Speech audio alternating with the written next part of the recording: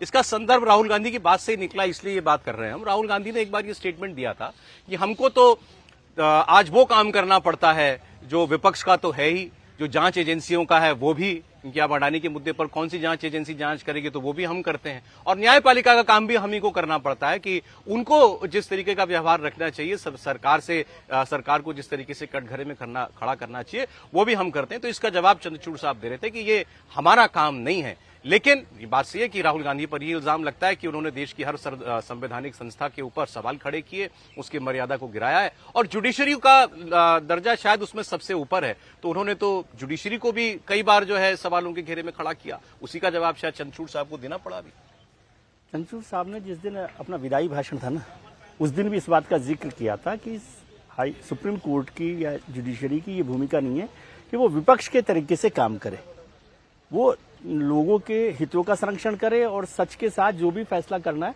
उस पर काम करे, और वो सही कर रहे हैं।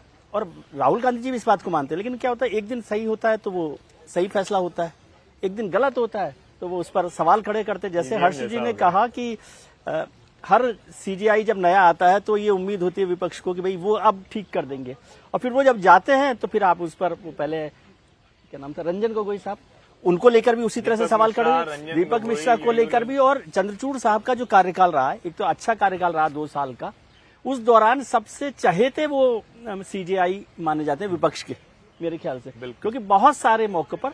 और इलेक्टोरल बॉन्ड जैसा बड़ा फैसला, इलेक्टोरल बॉन्ड को हम बहुत छोटा देख रहे हैं, मैं अभी पहले भी चर्चा कर रहा था, वो बड़ा फैसला सरकार के खिलाफ देना, ठीक है अपने। लेकिन मैं चंद्रचूड़ जी को उससे फैसले से नहीं, आप उनके साथ किस मसले पर साथ हैं वो नहीं है, वो अपने हिसाब से जो चीज ठीक देख रहे हैं। ये भी ठीक है कि फैसलों की भी समीक्षा हो सकती है, नहीं बिल्कुल हो रही है, इसमें कोई इसमें कोई ऐसा नहीं है कि उन्होंने जो कर दिया फाइनल। और वो तो हमारे जुडिशियल सिस्टम में भी है ना, रिव्यू पिटीशन का मसला, क्यूरेटिव का मसला। लेकिन चंद्रचूड़ साहब ने कहा था, रिव्यू नहीं किया, चंद्रचूड़ साहब ने भी कहा था कि मैं इलेक्टोरल बॉन्ड पर फैसला दूं तो मैं बहुत अच्छा जज हूं, जुडिशरी बहुत अच्छी है, लेकिन अगर हम ईवीएम पर पिटीशन खारिज कर देते हैं तो हम सबसर्विएंट जुडिशरी। हाँ, वही मैं कह रहा हूं। तो एक एक फैसले से जुडिशरी को नहीं देखना चाहिए, बल्कि ये देखना चाहिए कि जुडिशरी आपके हर सवाल के लिए खड़ी हुई है, उस पर फैसला आपके पक्ष का हो। मैं बात ये करना चाहता था आपसे, क्या ये संविधान का मुद्दा राहुल गांधी के हाथ से बीजेपी ने छीन लिया?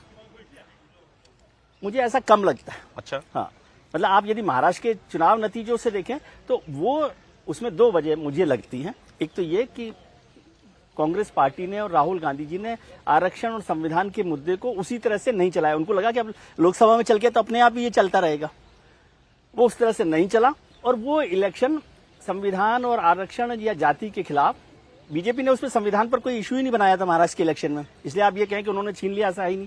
वो दूसरे प्लेटफॉर्म पर चुनाव लड़ रही थी। बीजेपी ने या एनडीए ने संविधान को लेकर कोई चुनाव नहीं लड़ा, इसलिए ये कहना कि राहुल गांधी, भले ही वो राहुल गांधी हार गए हो, कांग्रेस हार गई हो, विपक्ष हार गया हो, लेकिन विपक्ष के संविधान और जो नैरेटिव है उनका जातिगत जनगणना का, उस इशू को लेकर बीजेपी ने कोई कार्ड खेला हो या उस पर खड़े हुए हो, वो ऐसा नहीं लगता। चुनाव नतीजे उनके पास आए हैं, वो दूसरे बहुत सारे कारण है, और ये ऐसा बड़ा कारण है संविधान और जातिगत आरक्षण और जातिगत जनगणना, जो आप उसको बहुत जल्दी उससे पीछा नहीं छुड़ा सकते, चुनाव नतीजे कुछ भी।